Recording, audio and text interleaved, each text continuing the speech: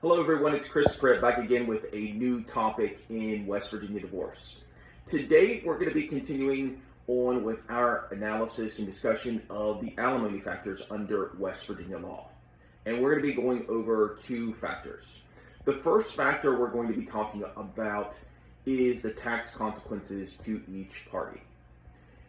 Back prior to a few years ago, the law was such that the person who paid alimony would be actually receiving a tax deduction, and the person who received alimony would that person would actually have to pay taxes on the alimony.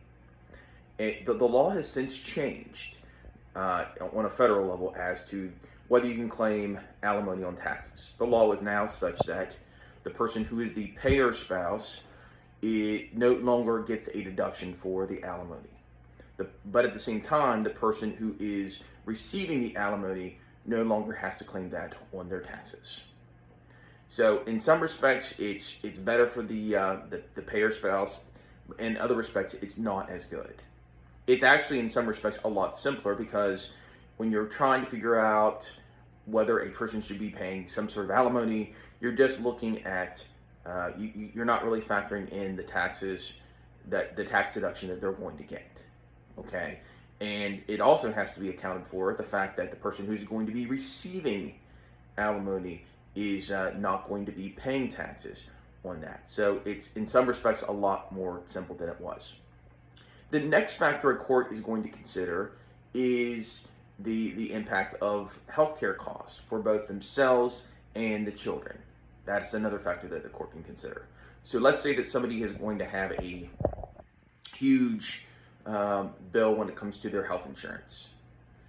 Under the Affordable Care Act, it might be that they get some sort of supplement in the form of a subsidy on the health insurance premiums that they pay. Sometimes that might not apply. But regardless, a court is going to look at the cost for health insurance for themselves as well as the children. Now, in most instances, the order will be set up so that the person who is paying the spousal support and the parties have children, that person is also going to be having to cover the cost of the children to the extent that it is reasonably available to them. Okay, so it's usually not going to be a factor. They're usually not going to be paying.